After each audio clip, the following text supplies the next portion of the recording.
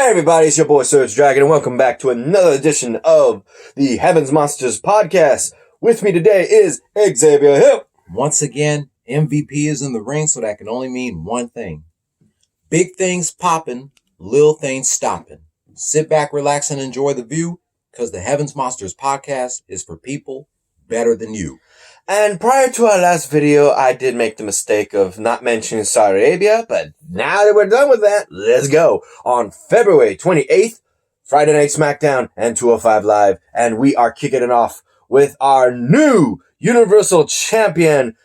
3, 2, 1. Goldberg! Yeah, buddy. With Goldberg entering the arena and is happy to have this title, he states this one quote as soon as he speaks into the mic. It's not about who's last. It's who's next. So, who is next is his statement. And the one who answers that call is none other than the big dog in his yard, Roman Reigns. While walking up to the arena and doing his stance in entrance, should I say, even going to the corner, he steps into the ring and is dead silence between the two. Until finally, Roman Reigns speaks out and says, "I'm next." And that's it. Goldberg is happy to see that it's Roman Reigns. He's just like, like, damn. So literally, these two are kind of like two generations iconically the same. One is known for 2-hit moves of spear and jackhammer, in which he utilized the spear first. And then he, who uses a spear, it's his number one move, but he also uses the Superman punch. Even Paul Heyman looked at him, and if you don't punch or tackle your way into stuff, then you ain't getting the job done. That's what the Samoan family said. So it's spear versus spear. Yep. Jackhammer versus Superman punch at WrestleMania for the Universal title belt. And I guess this is good for you, bro. It's good for you. Snoop Dogg's cousin. Yep.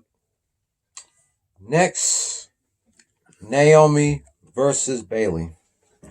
The Glow attempted to get back on the self-proclaimed role model tonight, but she had to contest with the boss too.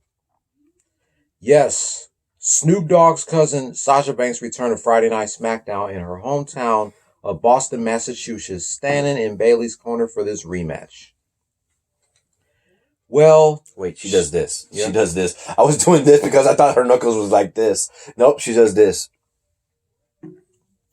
Well, she stood there for a brief while until Naomi began to pick up some steam against Bayley, prompting Banks to bull rush the ring and attack the Glow. The 2-on-1 wouldn't last for very long though, as the match was thrown out and Lacey Evans came to Naomi's aid to even the odds. A melee ensued, resulting in the decision to restart the match as Naomi and Lacey Evans versus Bayley and Sasha Banks that would be next. Go ahead. Go ahead. Keep going. With so much amicity already brewing, Naomi and Lacey Evans looked to bring the fight to Bayley and the returning Sasha Banks. Momentum swung back and forth, but the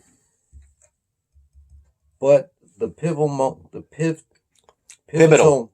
moments, the Glow came to the rescue of her new teammate, the sassy Southern Belle, and executed a quick pin for the SmackDown Women's Champion. Naomi wasn't able to walk out of WWE Super Showdown with the title, but the victory showed her status as the top blue brand challenger is far from over. Yeah. Feel the glow. Yep. Next up, we have Robert Roode going up against Kofi Kingston. With the New Day member, Big E. Happy birthday to him. Yep. His birthday just came by. If it wasn't today. Was it today? Yes. There you go. Sunday. On the 1st of March. And of course, Dolph Ziggler is in Robert Roode's corner. During the match, Robert Roode pulled a fast one, a clever move, but he purposely stomps and kicks the steel steps on the outside with Big E behind him, and then acts like he got injured. The referee then turns around immediately after hearing the big bang to see Robert Roode looking like he's injured, and it plays perfectly to the referee tells him to hit the showers. I'm like, no! Yes. No! Oh, no. After which, it's a back and forth tussle between Kofi Kingston and Robert Roode until Dolph Ziggler sticks his nose in their business because Kofi Kingston hit Robert Roode with the SOS, with the referee knowing Dolph Ziggler purposely put Robert Roode's leg right there. Kofi Kingston gets in Dolph Ziggler's face, only to be put into a small package pinfall with the tights by the looks of it, and thus the winner is Robert Roode. Yep.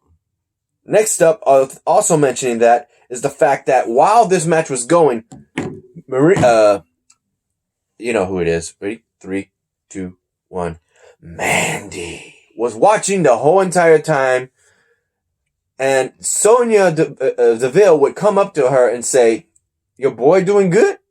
I was like, "Oh shoot." After that match, we didn't get a cutscene of Otis, whose hair does not look that good.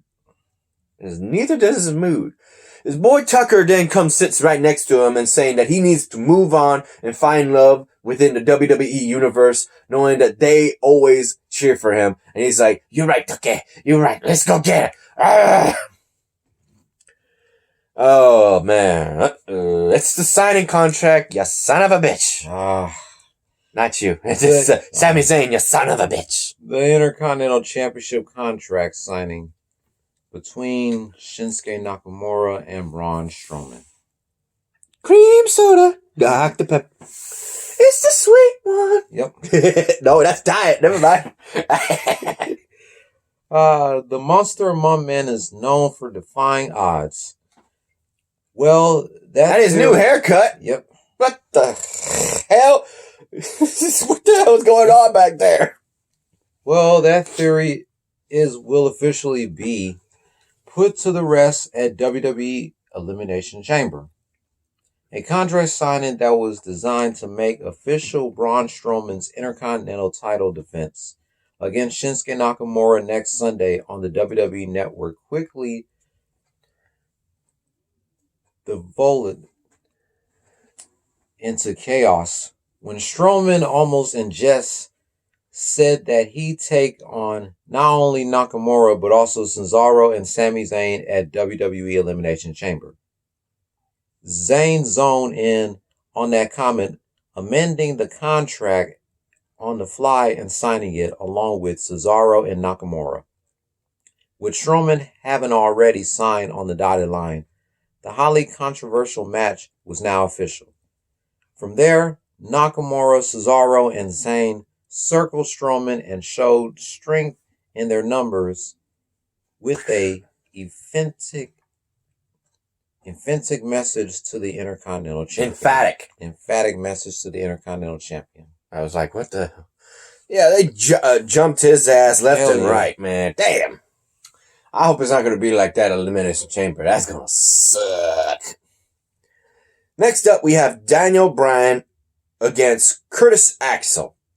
Yeah, you remember Curtis Axel, son of Mr. Perfect. Yep. Guy who went around looking like Hulk Hogan. The guy who went around saying he was still Mr. Longest reigning Royal Rumble participant because he was never entered the arena. Well, along with that, we have Drew Gulak on commentary saying that Daniel Bryan's wrestling style is flawed. Basically, it's ground style submissionist getting opinion on another ground style submissionist, which is Daniel Bryan. So during this match, the whole time, Drew Gulak was rooting for Curtis Axel, trying to coach him into how to beat former WWE champion Daniel Bryan.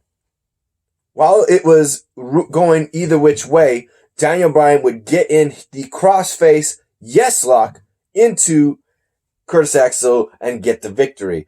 Only for Daniel Bryan to stare into the eyes of Drew Gulak. And nothing going on really except for that. This is getting confusing. Next, the Usos versus John Morrison and The Miz.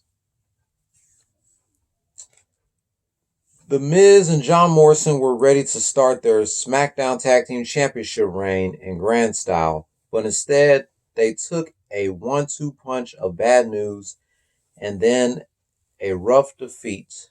The bad news, they be defending their SmackDown Tag Team titles against 5 different teams inside the Elimination Chamber next Sunday on the WWE Network. I was wondering about that. We had a contract #1 chance for the women's to face Becky Lynch at Monday Night Raw. But we didn't have anything else. So I was like, what the heck? Mm-hmm.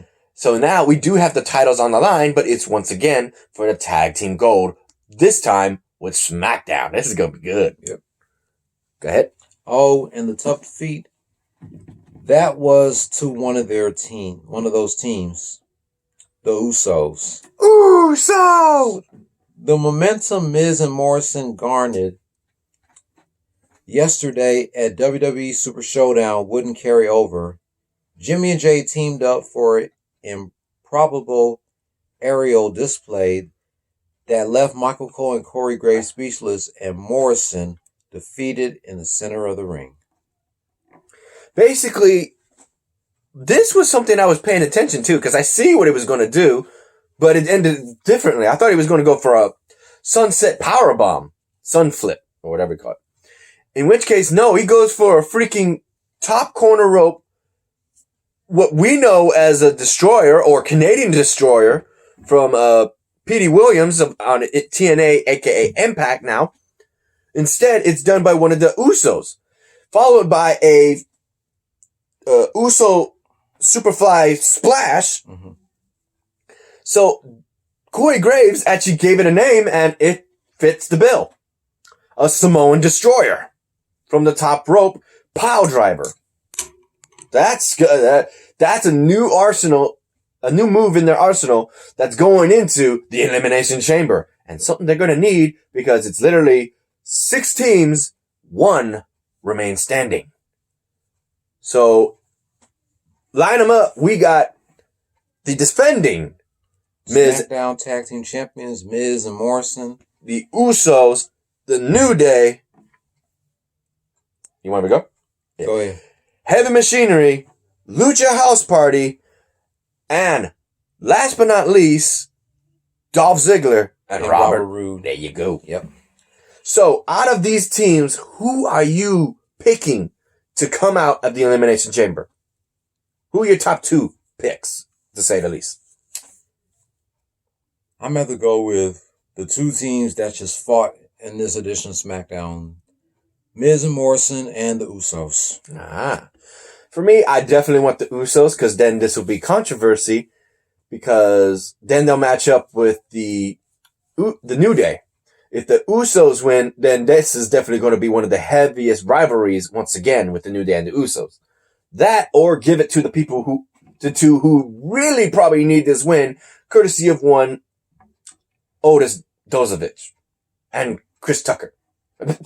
Chris Tucker. His name's Tucker. Yeah, Tucker something. Yeah. Something Tucker. Yeah, Chris Tucker.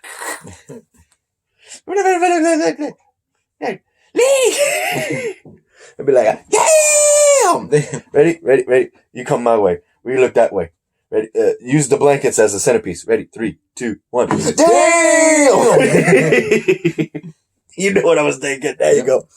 In which case, moving on to the list, we have, oh yeah, it's my pick. Oh yeah.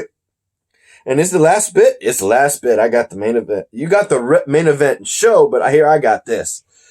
Ladies and gentlemen, after a hiatus on wrestling, courtesy of his Fast and Furious 9 film and other such things, John Cena makes his return for a big speech involving WrestleMania. Everyone was hyped, including John Cena, to have his return. He had the gear, he had this, he had all that. He had everybody in his hometown of Boston. Yep. But then it turns into a way we did not expect. We were thinking, what's next for John Cena at WrestleMania? He even said that. It's WrestleMania. Yep. What's he got? He figured because he always focused on the future and he always put in the work on people who earned it. The fact that he hadn't been around for a while, he felt like he didn't deserve to even take part in WrestleMania and leave it to the people who are the future and who damn well put the work in. So I was like, oh no, John Cena. He's even saying, John Cena's not going to be in this WrestleMania. Once he gets up to the stage and he does his signature salute, the lights go out. Yep. And all of a sudden, John Cena, still saluting in the dark, comes out. And the camera turns to an angle. We see the Fiend. Wow. And what comes next? No words. Like with Undertaker and Triple H. Not one word between them. Literally, Bray Wyatt, the Fiend, just points at the WrestleMania sign. And John Cena takes a while to think about it. Mm-hmm. He tips his hat. You do it because you got the hat. He tips his hat, bends his head. Oh, not like that. Not like that. He still had his hat on. And he nods. There you go. And that was the initial. We got a match at WrestleMania between the Fiend, Bray Wyatt, and John Cena. And this is going to be good. The man who never gives up versus the man or thing that knows how to turn off pain. Ooh! But courtesy of the fact that he just lost to Goldberg, what are the odds of John Cena? This is going to be good. I can already tell you. I love John Cena, but with the Fiend, he always brings a good fight. So I don't know who's going to win. I'm just going to enjoy the match. I'm going to say that right now. I'm just going to enjoy the match. Yep. As same with the Goldberg and Roman Reigns, man. Oh, SmackDown is bringing home the bacon tonight. Yep. This edition of WrestleMania. Woohoo! Anyway, what WrestleMania number is this now? What number are we at? 36. 36. There you go. 36 years, people. Mm-hmm. Yeah. So what else do you take from this? John Cena, welcome to your worst nightmare. Good luck. You're definitely going to need it. Yeah, you're right about that. It's funny. John Cena was always the funny one, and now this guy, Mr. Rogers' neighborhood, want to be Bray Wyatt, Mr. Sexy Man, Mr. What the hell you want to call it? News anchor. What the hell is going on? It's like a freaking mixed episode of freaking Sesame Street up at PBS Kids, ladies and gentlemen. All that considered. Anything else to take from SmackDown? That's it from my thoughts. All right. Well, I'm looking up 205 Live. He's going to look up 205 Live while I do the shout outs to the members of the Heavens Monsters podcast. Yeah. Myself, Xavier Hill, Mike Henry, and Andre Mitchell. A link to our 3 YouTube pages will be in the descriptions down below, as always. And the remaining shout outs to Terrence, aka T-Money, Renee, Pharaoh, Chris Petrie, and Delvin. All 5 of them.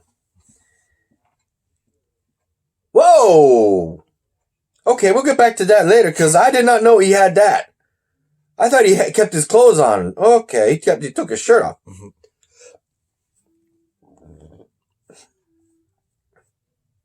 Yep, there was only 2 matches. There was only 2 matches. God damn. I was like thinking there was I missed one? Nope. So, I'll give you the main event. And I got the first match. It would be the rubber match between Jacqueline Wilde and Raul Mendoza. And dude, man, these guys, I skimmed through the match, but the ending was so, woo. You were on pins and needles on thinking who was going to finally get it. And when you did, these guys literally did everything in their possible capability. Dodging, countering, flipping, tricks. Oh my. These guys would literally show the definition of high-flying striking styles of 205 cruiserweights.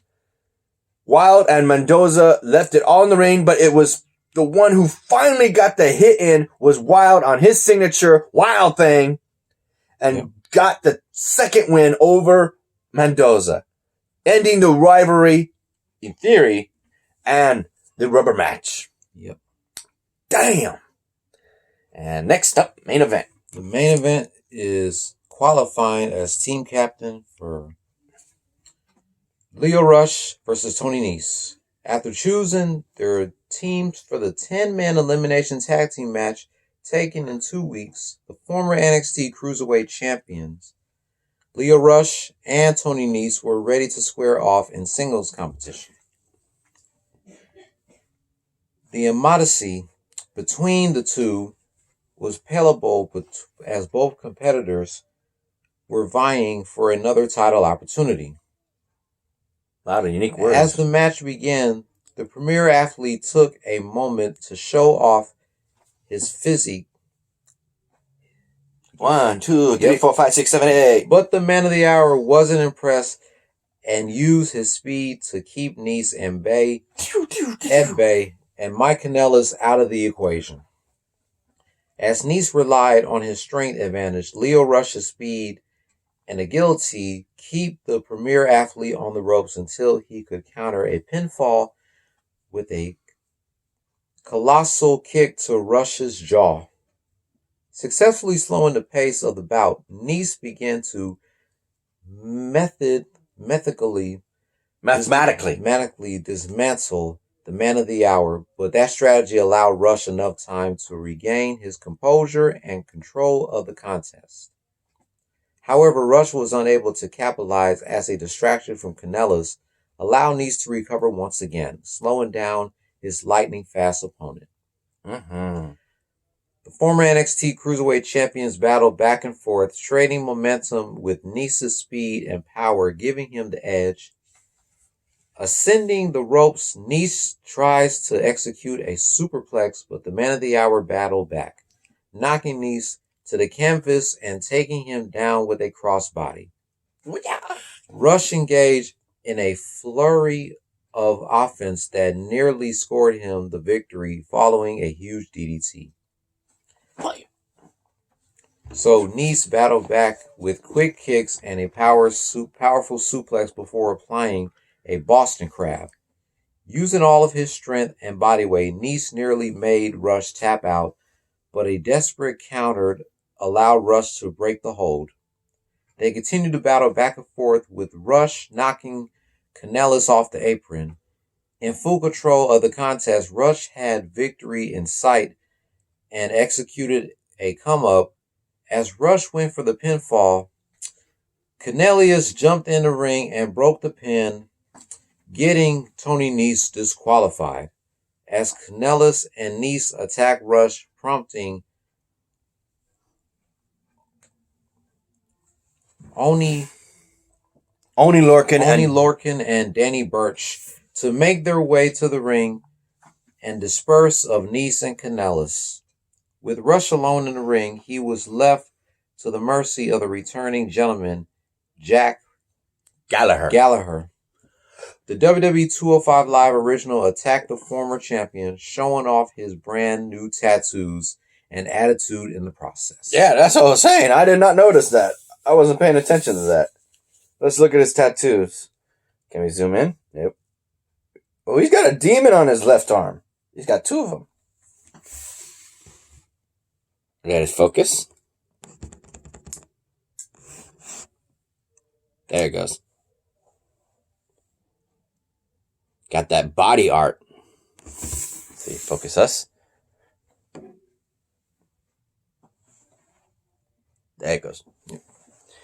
In which case, that's pretty much it for this edition. What was your 2 cents on this, brother? Man, I was hoping Lio Rush he would win to get that team captain opportunity, but until Mike Kanellis stuck his nose into Lio Rush's business, and in my opinion, I said this while I was listening, doing some yard work, I said that Mike Kanellis should have been tossed. Also, in addition, if you didn't see it, the teams have been assembled already. And by the looks of it, it would be 205 Live are nothing more than heels led by Tony Nese, Mike Canales, Gentleman Jack Gallagher, D. Brian Kendrick, and Arya Daivari.